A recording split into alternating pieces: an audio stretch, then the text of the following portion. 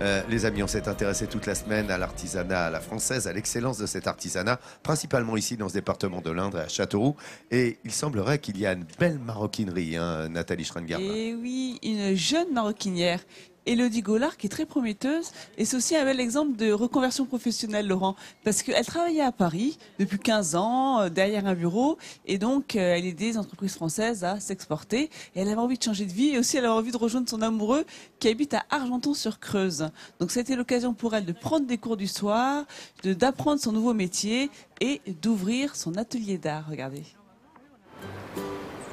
À 30 km au sud-ouest de Châteauroux, la pittoresque ville d'Argenton-sur-Creuse séduit toujours de nombreuses personnes.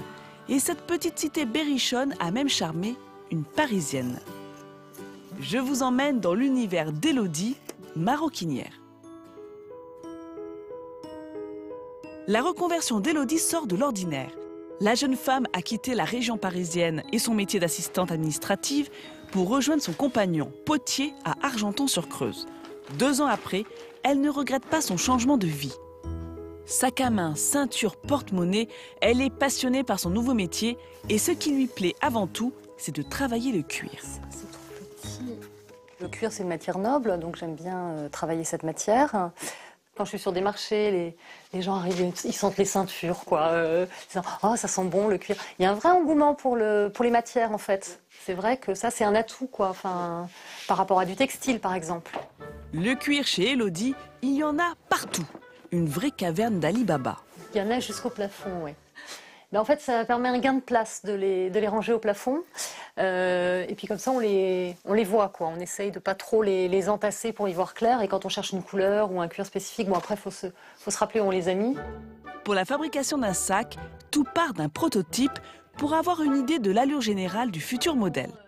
Mais attention, ce prototype n'est pas en cuir, mais en papier craft, ou comme ici, en mousse. Voilà, donc ça c'est pour éviter de dépenser trop en faisant des prototypes qui après seraient jetés, enfin seraient inutilisables. Et oui, pour Élodie qui travaille seule, la gestion des dépenses fait aussi partie de son métier. Et le prototype terminé, cela donne ça.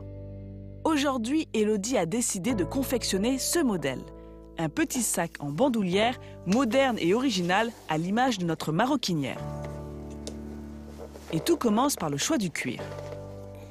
Là, je suis en train de chercher le cuir que je vais utiliser pour faire ce sac. Donc, je pense que je vais le faire en coloris naturel et le marier avec cette vachette poilue qui est gris et brun. Donc, je trouve que c'est assez sympa comme assemblage. Les cuirs choisis, Élodie pioche maintenant dans ses gabarits, c'est-à-dire les patrons du sac.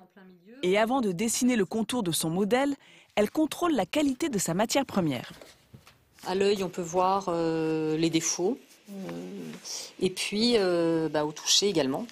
Il y a toujours des griffures ou bien des défauts de la peau parce que l'animal a été, il a des cicatrices, il a été piqué par des moustiques. Élodie peut maintenant découper son morceau de cuir. Elle utilise des ciseaux, puis un chasse-peau, une sorte de cutter.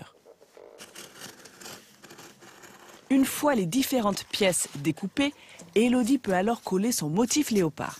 J'assemble juste le devant avec sa doublure. Parce que la colle a pris, donc là, ça va bien coller. Place maintenant à la confection de l'anse avec un outil un peu particulier. Je découpe la bandoulière avec un coupe-bande. C'est un outil assez pratique.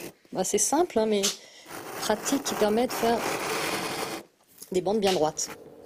Et Élodie ne néglige aucune finition. Donc on utilise, alors ça s'appelle un fer à fileter. Ça chauffe et ça écrase, ça permet d'écraser la tranche et de faire une jolie finition.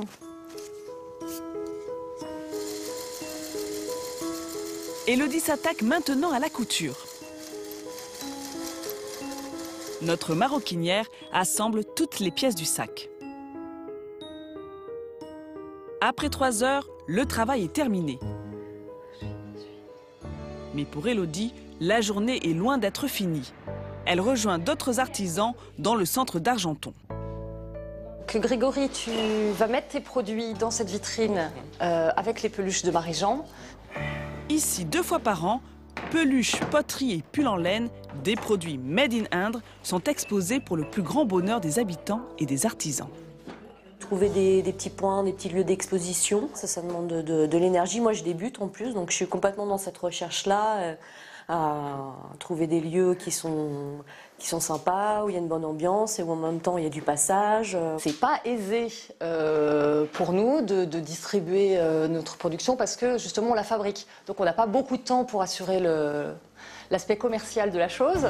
Avec un tel savoir-faire, l'artisanat local n'est pas près de se tanner. Alors je trouve que c'est un très bel exemple de reconversion professionnelle. Encore bravo Élodie d'avoir sauté le pas. Et pour ceux qui sont intéressés, en tout cas qui ont été séduits par ces produits, eh bien moi je vous invite à aller sur france3.fr, on vous mettra ses coordonnées. Merci Nathalie Schran.